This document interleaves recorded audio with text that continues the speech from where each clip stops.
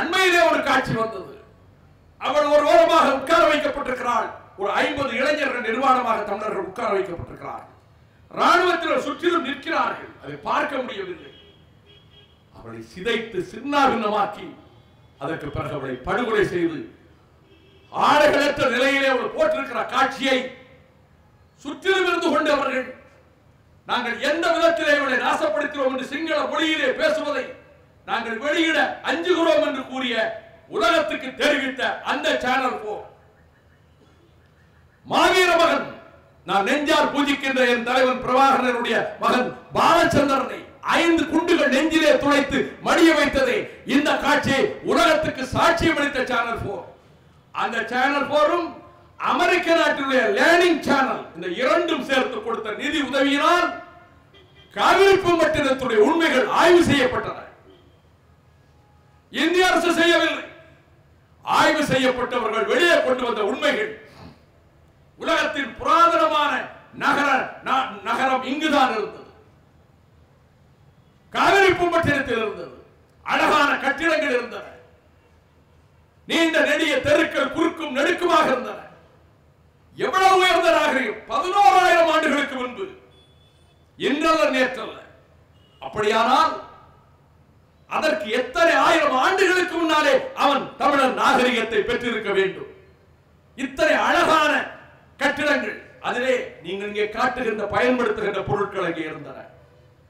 நம் வீட்டு சமையலறையிலே பயன்படுத்துகின்ற பொருட்களை இன்றைய அறிவியல் சாதனங்களின் மூலமாக அமைத்திருக்கிறார்களே, இந்த பொருட்கள் அந்த காலத்துக்கு ஏற்றவாறு இருந்தன.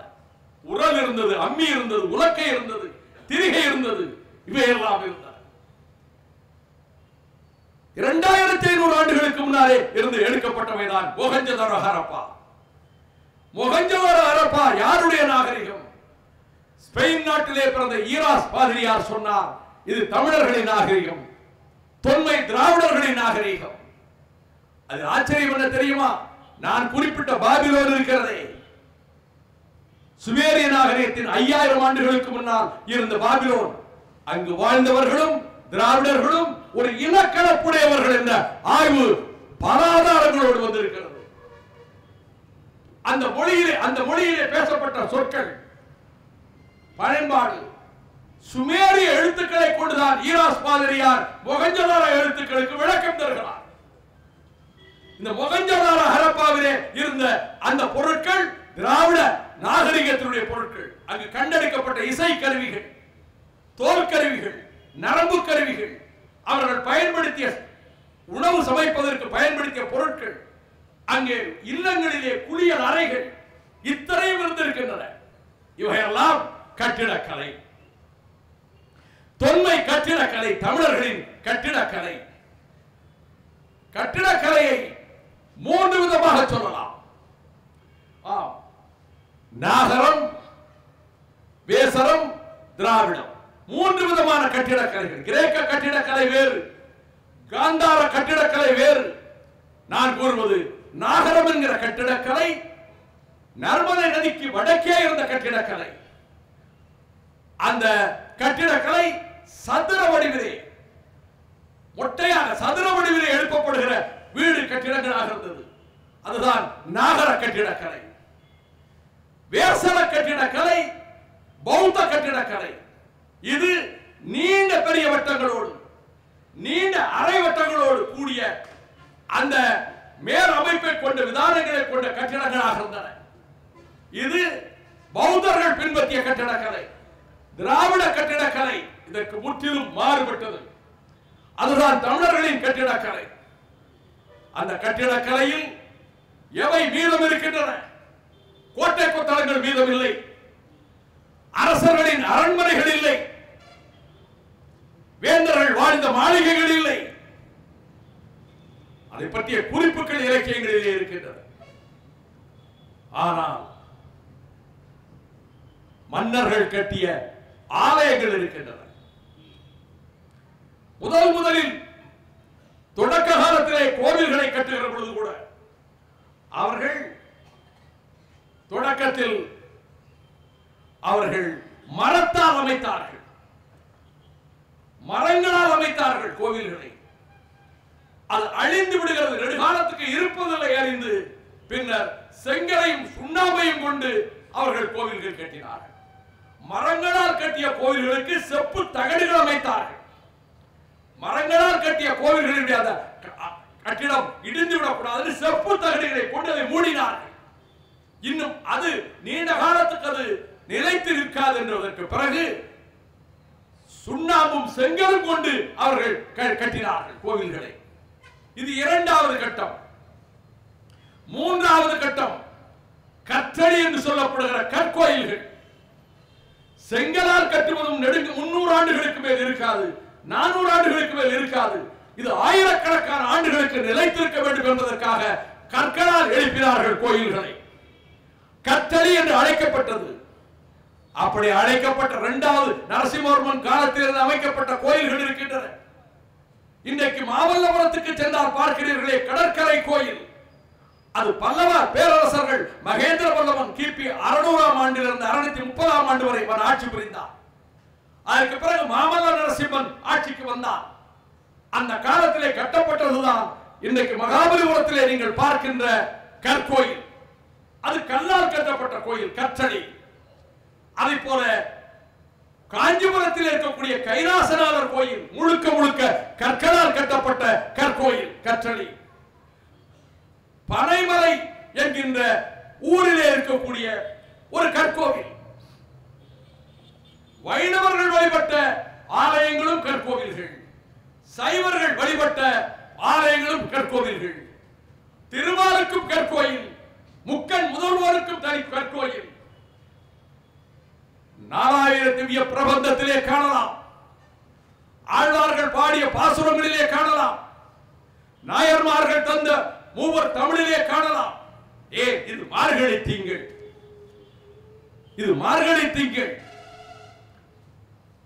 சூடி கொடுத்த சுடற்கொடி ஆண்டாளின் பாசுரங்களை பாடுகிற காலை பொழுது புலர்வதற்கு முன்பாகவே நீராடி விட்டு வீதிகளிலே இசையோடு பாடி செல்கின்ற காலம் இந்த மார்கழி மாதம்.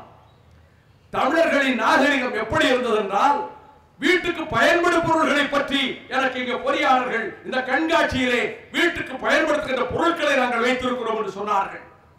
வீடுகளில் பயன்படுத்துகிற பொருட்களை வைப்பதற்கென்றே அவர்கள் 5 பெட்டி என்று சொல்லக்கூடிய பெட்டிகள் இருந்தன. அவர்கள் பயன்படுத்திய பொருட்கள் நாகரிகத்தின் உச்சத்திலே இருந்தார்கள். அது சிலப்பதிகாரத்திலே காணலாம். அழகிய கருங்கூந்தலுக்கு அவர்கள் எத்தகைய மலர்களை சூடுகிறார்கள். மணக்கும் மலர்களை சூடுகிற பழக்கம் உலகில் தமிழர்களுக்கு இருந்தது. மஞ்சளை பயன்படுத்துகின்ற வழக்கம் தமிழர்களுக்கு இருந்தது. நோய் வராமல் அந்த முகத்தின் பொலிவை அதிகப்படுத்தி காட்டக்கூடிய, எந்த விதத்திலும் உடலுக்கோ சருமத்துக்கோ தோலுக்கோ எந்த விதமான நோயையும் தராத அந்த மஞ்சள், அந்த மஞ்சளை பற்றிய குறிப்பு சங்க இலக்கியங்களில் இருக்கிறது, அனைத்து இலக்கியங்களிலும் இருக்கிறது. ஆண்டாளும் அங்கே பெரியாழ்வார் பாடுகிறார், நோக்கி அசோதை நுணுக்கிய மஞ்சளிலே நீராட்டினாள் கண்ணனை. நோக்கி அசோதை நுணுக்கிய மஞ்சளிலே நீராட்டினாள் கண்ணனை. இது பெரியாழ்வார் பாடலிலே பாசுரத்திலே இருக்கிறது, பழைய இலக்கியங்களிலே இருக்கிறது. இந்த பொருட்கள் எல்லாம் சங்க இலக்கியங்களில், பெரிய புராணத்தில், சிலப்பதிகாரத்தில், குறுந்தொகையில், பல்வேறு இலக்கியங்களில் இருக்க எண்ணற்ற உதாரணங்களை சொல்ல முடியும். பெண்கள் பயன்படுத்துகின்ற இந்த மஞ்சளை பற்றி வருகிறது, ஒவ்வொரு பொருளை பற்றியும். அதில் நான் அதிசயப்பட்டு போனேன். இங்கே பார்த்தேன், ஆட்டு உரலை ஒரு சிறிய உலக்கை வைத்து, அது உரல் போன்ற பொருளில் இன்றைய விஞ்ஞானத்துக்கு ஏற்றவாறு நாங்கள் வடித்திருக்கிறோம் என்ற இடத்திலே காட்டினார்கள். அது 2000 ஆண்டுகளுக்கு முன்னாக இருந்தது. சிலப்பதிகாரத்திலும் பழைய இலக்கியத்திலும் அதை பற்றிய குறிப்பு இருக்கிறது. எவ்வளவு உயரத்திலே சிறிய உரல் இருந்தது, எவ்வளவு உயரத்திலே பெரிய உரல் இருந்தது, அதற்கு எத்தகைய உலக்கைகளை பயன்படுத்தினார்கள். அந்த உலக்கைகளுக்கு இரும்பு பூனை கொண்டு எந்த மரத்திலே அந்த உலக்கைகள் செய்யப்பட்டன, அந்த உலக்கைகளிலே இரும்பு பூண் வைக்கப்பட்டிருந்தது. ஆக சமையல் அறையிலே அவர்கள் தயாரிக்கின்ற உணவுக்கு இதை பயன்படுத்தி, இதையெல்லாம் அதை கொண்டு பயன்படுத்தினார்கள். உரல் இருந்தது, உலக்கை இருந்தது, மாவு திரிகை இருந்தது, ஆட்டு உரல் இருந்தது, அம்மி இருந்தது, அம்மி கல் இருந்தது, விதமான சுவையான உணவு. இட்டலியும் இடியாப்பமும் அந்த காலத்திலேயே தயாரித்திருக்கிறார். உணவு என்பது உன்னதமான உணவு ஒருவன் தயாரித்து உண்டால் அவன் உயர்ந்த நாகரிகத்தை சேர்ந்தவர் என்று நான் கருதுவேன். நான் சில வீடுகளுக்கு செல்வேன். மிக ஏழ்மையான வீடாக இருக்கும், அல்லது ஒரு ஓட்டு வீடாக இருக்கும். உணவருந்த சொல்வார்கள், அந்த உணவு அமிர்தமாக இருக்கும். அவர்கள் அழைக்கின்ற அவர்கள் அது புலால் உணவாக இருந்தாலும் சரி, அது புளிக்குழம்பாக இருந்தாலும் சரி, அது கோழி குழம்பாக இருந்தாலும் சரி, மீன் குழம்பாக இருந்தாலும் சரி, வெறும் பீர்க்கங்காயாக இருந்தாலும் சரி, வெறும் துவையலாக இருந்தாலும் சரி, ருசி எங்கும் இல்லாத அளவுக்கு இருக்கும். நான் வீட்டை உற்று நோக்குவேன், மிக சாதாரண வீடாக இருக்கும். நான் பின்னர் மெதுவாக விசாரிப்பேன், இது வாழ்ந்து கெட்ட குடும்பம் என்பார்கள்.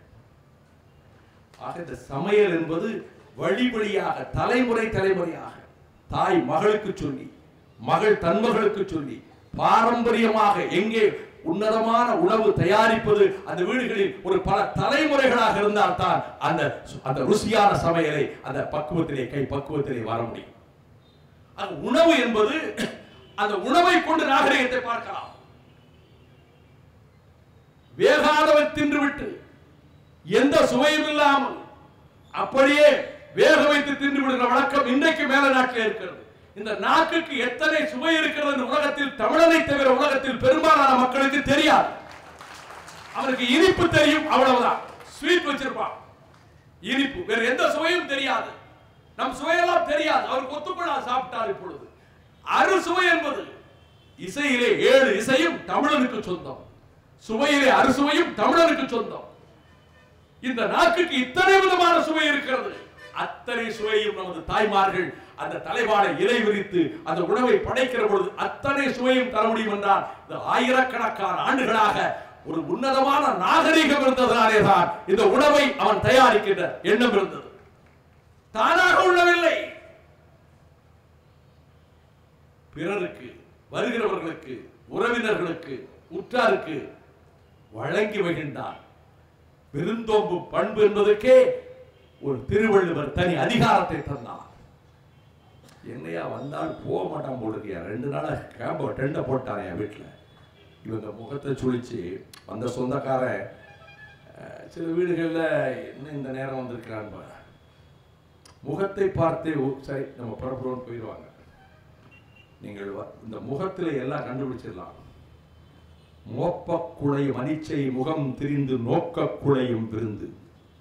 அனிச்ச மலர் மிக மிக மென்மையானது, மூச்சுப்பட்டால் வாடிவிடும். மோப்ப குழையும் அனிச்சம், இந்த இளம் மங்கையினுடைய பாதங்கள் எவ்வளவு மென்மையானவை தெரியுமா? அனிச்சமும் அன்னத்தின் தூவியும் மாதர் அடிக்கு நெருங்கி பழம் என்றார் வள்ளுவர். எவ்வளவு மென்மையானது தெரியுமா? அனிச்ச மலர் இருக்கிறதே, அதுவும் அன்னத்தின் தோகை இருக்கிறதே, அது கூட காலுக்கு கீழே பட்டால் நெருங்கி முள்ளாக தைக்கும்ங்கிற அளவுக்கு அந்த பாதங்கள் மலரினும் மென்மையானவை. இது திருவள்ளுவர் எழுதியிருக்கிறார். அனிச்சமும் அன்னத்தின் தூவியும் அதன் அடிக்கு நெருங்கி பழம் என்றார். முகம் திரிந்து நோக்க குழையும் விருந்து. வந்த விருந்தினரை உள்மனதுக்குள்ளே இவன் ஏன் இந்த நேரத்தில் வந்தான் நினைத்தால் முகத்தில் தெரிந்துவிடும். தமிழர்கள் அப்படி இல்லை, முக மகிழ்ச்சியோடு மலர்ச்சியோடு வரவேற்றார்கள். சில பேர் என்ன நினைக்கிறாங்கத முகத்திலே கண்டுபிடிச்சிடலாம். என்னையா பேச்ச முடிக்க மாட்டான் போட்டிருக்கியா, நம்ம சீக்கிரம் போகணும்னா முகத்திலே கண்டுபிடிச்சிடலாம். அடுத்தது காட்டும் பளிங்கு போல நெஞ்சம் கடுத்தது காட்டும் முகம். உன் இதயத்தின் எண்ணங்களே உன் முகம் காட்டிவிடும். பளிங்கு கண்ணாடியிலே உன் முகத்தை பார்ப்பதை போல நீ என்ன நினைக்கிறாயோ அதை உன் முகம் காட்டிவிடும். இதிலையும் கண்டுபிடிக்க முடியாத முகங்கள் இருக்கின்றன. என்ன நினைக்கிறானே கண்டுபிடிக்க முடியாது. உள்ளுக்குள்ள நல்லதா நினைக்கிறானா தப்பா நினைக்கிறானா, அப்படி ரொம்ப அபூர்வமான சிலர் அசாத்திய சாமர்த்தியசாலிகள் இருப்பாங்க. அவங்க நினைக்கிறத கண்டுபிடிக்க முடியாது. நான் விதிவிலக்குகளை பற்றி பேச விரும்புறேன். ஆகவே அந்த விருந்தோம்பு பண்பு இருந்தது. இத்தனை வகையான உணவு சமைக்கக்கூடிய ஆற்றல் இருந்தது.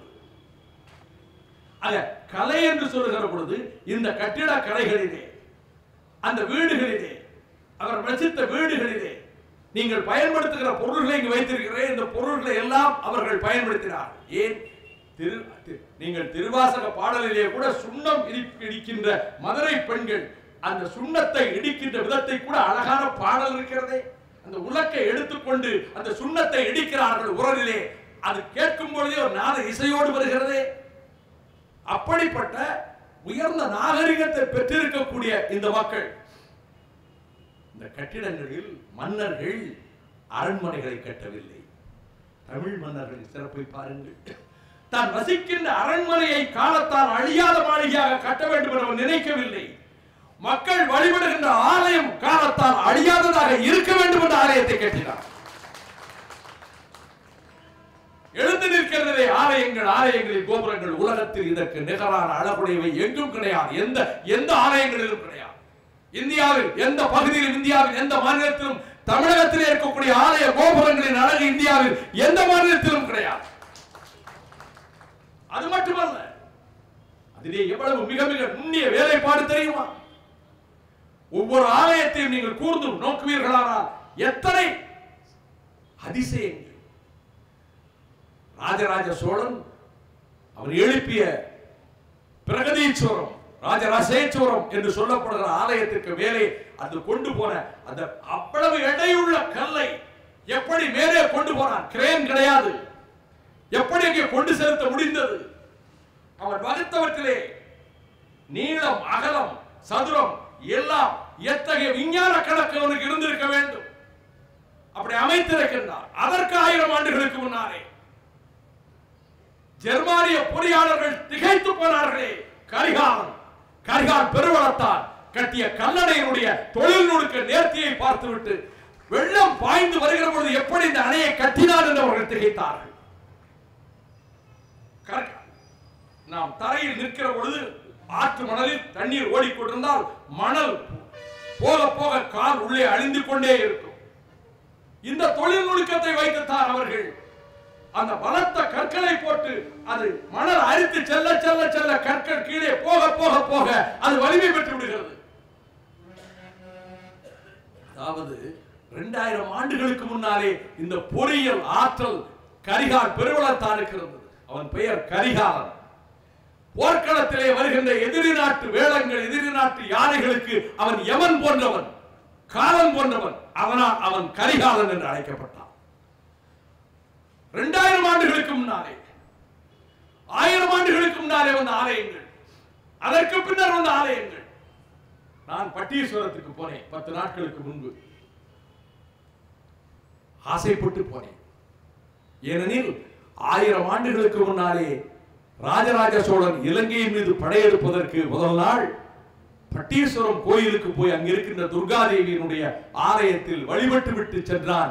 ஒரு அமாவாசை இரவிலே, தை அமாவாசை என்று படையெடுத்து சென்றார் என்ற வரலாற்றிலே படித்திருப்பதால் நான் பட்டீஸ்வரம் கோயிலை பார்க்க வேண்டும் என்று விரும்பினேன். ஆலயத்துக்குள்ளே சென்றேன். அந்த ஆலயத்தினுடைய அர்ச்சகரனை அழைத்துக் கொண்டு ஒவ்வொரு பகுதியும் அருமையாக விளக்கம் கொடுத்த போது நான் அப்படியே அயர்ந்து போய்விட்டேன். அத்தனை சிறப்புகள் அந்த ஆலயத்தில் இருக்கின்றன. நீங்கள் இரும்பு கம்பிகள், இரும்பு சங்கிலியை பார்க்கிறீர்கள். ஒரு வளையம் இன்னொரு வளையத்தோடு ஒட்டி கொள்ளாமல் தனித்தனியாக இருக்கக்கூடிய இரும்பு சங்கிலியை நீங்கள் அமைக்க பார்க்கிறீர்கள். அங்கே 1000 வருடங்களுக்கு முன்னாலே, 1200 வருடங்களுக்கு முன்னாலே கல்லில், கருங்கல்லில் அந்த சங்கிலியை அமைத்திருக்கிறார். ஒன்றோடு ஒன்று ஒட்டாமல் இருக்கக்கூடிய அந்த அந்த தொடர் சங்கிலி கல்லில், கருங்கல்லில் அமைத்திருக்கிறார். நான் கருங்கல்லில் செய்யப்பட்ட பொருட்களை பார்த்தேன். இது விந்தை உலகம், விஞ்ஞான உலகம், அறிவின் ஆற்றல். இன்றைக்கு பல சாதனைகளை படைத்திருக்கிற போது செய்கிறீர்கள். உலகத்தில் காட்டு முராண்டிகளாக பலர் தெரிந்து கொண்டிருந்த போது இதை படைத்த ஆற்றல் தமிழருக்கு மட்டுமே உண்டு என்பதனாலே நான் சொல்கிறேன். பல சிற்பங்களை பார்த்துவிட்டு நான் அதிசயித்து போனேன். என்னுடைய இனிய நண்பர்களே, நீங்கள் தெற்கு சீமைக்கு வருவதாக இருந்தால் சில ஆலயங்களை போய் பாருங்கள். மதுரை மீனாட்சி அம்மன் கோயிலுக்கு போய் பாருங்கள். அங்கே இருக்கக்கூடிய சிற்பங்களை பாருங்கள். திருநெல்வேலியில் இருக்கக்கூடிய நெல்லையப்பர் ஆலயத்திலே பாருங்கள். எங்கும் காண கிடைக்காத சிற்பங்கள் இருக்கின்றன. திருநெல்வேலியிலிருந்து திருச்செந்தூருக்கு செல்கிற வழியிலே ஒரு 10வது கல்லில் சாலையின் இடது பக்கத்திலே கிருஷ்ணாபுரம் என்ற ஊர் இருக்கிறது. அங்கே ஒரு வைணவ கோவில் இருக்கிறது. அந்த கோவிலுக்குள் சென்று பாருங்கள். சாலையிலிருந்து ஒரு 200 மீட்டர் தொலைவில் இருக்கிறது. நீங்கள் உள்ளே சென்று அவசியம் பார்க்க வேண்டும். உலகத்தின் தலை சிறந்த சிற்பங்கள் இந்த கோவிலில் இருப்பதாக கிறிஸ்தவ கத்தோலிக்க பாதிரியார்கள் எழுதி வைத்திருக்கிறார். உலகின் தலை சிறந்த சிற்பங்கள். அதில் ஒரு சிற்பம்